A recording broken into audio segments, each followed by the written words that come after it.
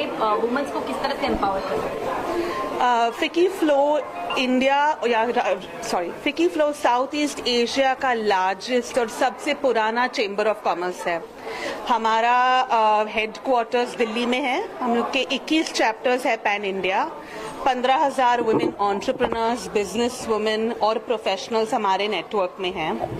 हम primarily policy advocacy करते हैं, वुमेन्स एम्पावरमेंट करते हैं, फाइनेंशियल और डिजिटल लिटरेसी में, स्टार्टअप और एमएसएमई को सपोर्ट करते हैं। वुमेन्स को हम लोग लेके आते हैं मेन स्ट्रीम में। भले आप घर से जो भी आपका शायद पापड़ बना रहे हैं, शायद आप पिकल बना रहे हैं, हम उसको एक प्लेटफॉर्म देते हैं, मार्केट लिंकेज देते हैं और हर महिला को अपना जो ड्रीम है उसको साकार करने में फिकी फ्लो का हाथ है। कितने साल हो गए आपके ऑर्गेनाइजेशन को और कितनी महिलाएं, कितनी ऑर्गेनाइजेशन इस फिकी में जुड़ी हुई? मुंबई चैप्टर के तो ये तो 23 साल है एंड मैं यंगेस्ट चेयरपर्सन हूँ यहाँ पे। और हमारे ऑर्गेनाइजेशन में हमने काफी मेहनत किया है कि लेडीज को हम आगे लेके चले, भले वो हेल्थ केयर में हो या तो स्टार्टअप्स में हो या तो डिजिटल लिटरेसी प्रोग्राम्स या रूरल एम्पावरमेंट प्रोग्राम्स या अपस्किलिंग के प्रोग्राम्स में। कई बार देखा जाता है कि पे स्केल को लेकर कई महिलाओं की शिकायत होती है जब वो जॉब करते हैं। बिजनेस में ये मतलब ऐसा भेदभाव ना हो, इसीलिए फिकी कैसे काम करती है? इस साल मैंने जो इनिशिएटिव लिया है कि हम गवर्नमेंट को हम एक पॉलिसी रिकमेंडेशन देंगे काफी सेक्टर्स में। एक है हेल्थ केयर में, दूसरा है inclusivity for deaf and mute जनों के लिए, और वहाँ पे भी हमारे एफर्ट्स है कि हम जेंडर पैरिटी के अलावा हम इंक्लूसिविटी को भी देखें।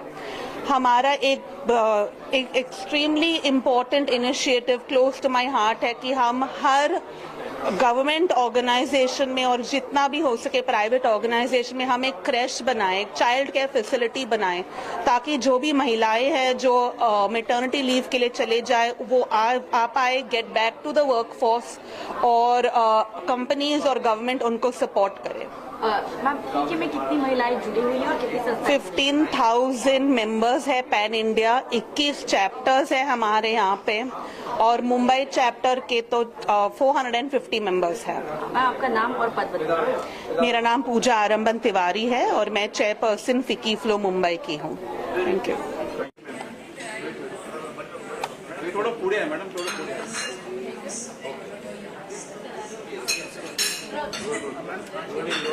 मैडम, थोड़ा मैडम इकडे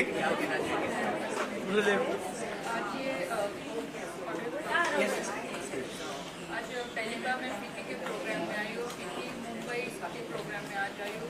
बहुत अच्छा लगा मुझे यहाँ के क्योंकि सबसे बड़ी और सबसे अच्छी बात यहाँ पे सभी वुमेन एम्पावरमेंट के बारे में बात की गई है और सभी हमारे महिला शक्ति यहाँ पे मुझे देखने मिली और काफ़ी अच्छा है कि आज हमारे सभी महिलाएँ वुमेन एम्पावरमेंट के लिए और खासकर रूरल डेवलपमेंट के लिए यहाँ पे डिस्कशन, पैनल डिस्कशन होने जा रहा है, जो कि अच्छी बात है क्योंकि हम चाहते हैं कि अगर देश को हमें विकसित करना है तो महिलाओं को भी इक्वलिटी के साथ लेके हमें बिजनेस में भी या चाहे स्टार्टअप में भी हमें साथ में लेके चलना पड़ेगा।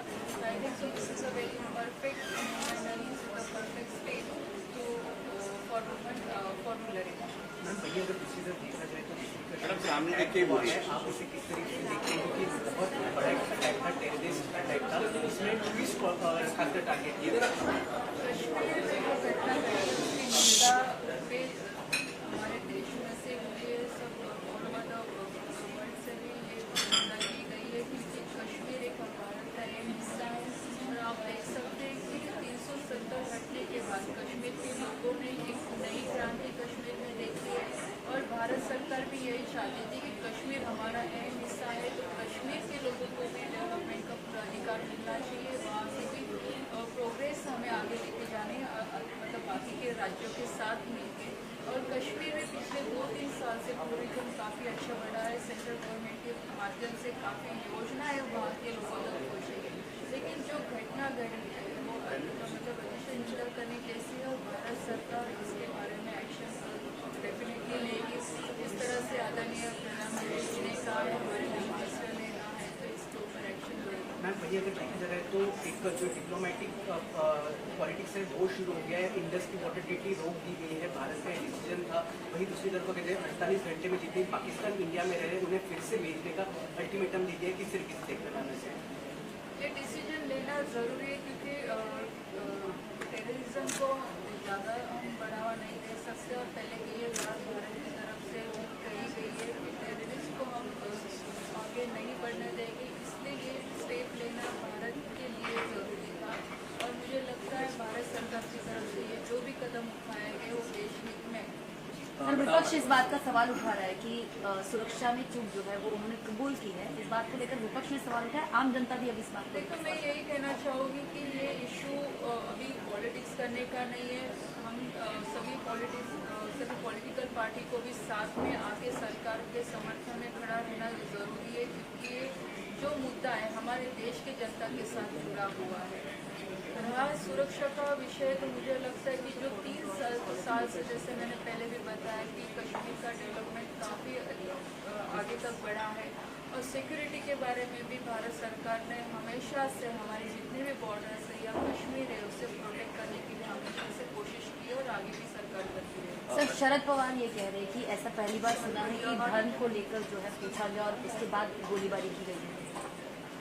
देखो, जो घटना घटी एग्जैक्टली अभी मैं भी उसके बारे में कुछ नहीं कह सकती क्योंकि ये सब बातें जो मीडिया पे आ रही है, काफ़ी जो लोग वहाँ पे थे उन्होंने भी इस बारे में बताया गया है कि वहाँ पे कई लोगों को उनके धर्म के बारे में पूछा गया और फिर वहाँ पे चलाई गई। लेकिन मुझे लगता है अगर किसी धर्म को लेकर अगर ये बात आ रही है तो हमें सब लोगों को काफ़ी सीरियस बात को लेकर आगे बढ़ना। मैम, हिंदी में जानना चाहेंगे कि पीके किस तरह से काम कर रहा है और आपका इसमें क्या रोल है, गवर्नमेंट से खास तौर पर आप क्या चाहते हैं और महिलाओं के लिए पीके कितना जरूरी है? फ्लो एक्चुअली दिस इज ये एक ऐसा कॉन्सेप्ट है जो मैंने रिसेंटली सुना and I have been recently associated with it, जिसमें काफ़ी एम्पावर्ड वुमेन साथ में आके बाकी वुमेन को भी एम्पावर करने में बहुत अच्छा हाथ बटा रहे हैं और it's definitely a very nice initiative. इस अगर ऐसे ऑर्गेनाइजेशंस आगे आएंगे तो रूरल एरिया में जो वुमेन डेवलपमेंट है, जो एक्सपेक्टेशंस गवर्नमेंट की भी है, वो डेफिनेटली और स्ट्रेंथन हो जाएगी और ज़्यादा अच्छी तरह से इम्प्लीमेंट हो पाएगी। मैम, पीके महिलाओं के लाइफ में या उनके करियर में एम्पावर करने में किस तरह से बदलाव लाती है, किस तरह से मदद करती है? उन्होंने काफ़ी एग्जाम्पल्स आज भी दिए जो काफ़ी विमेन को उन्होंने रिकग्नाइज करा था बहुत साल पहले। आज वो उनकी फील्ड में बहुत बड़ी बड़ी ऊंचाइयों पे पहुंच चुकी है। इस तरह से वो सिर्फ विमेन एम्पावरमेंट उनके एरिया में ही नहीं कर रहे बट डेफिनेटली बहुत अलग अलग जगह पे जाके रूरल डेवलपमेंट्स हो गया, रूरल एरिया के विमेन का एम्पावरमेंट हो गया, उनके ऑर्गेनाइजेशन की तरफ से और एक्स्ट्रा कुछ दे पाएंगे, इस तरह से वो डेफिनेटली बहुत बड़ा हाथ बटा रहे हैं। आता मराठी करायचं?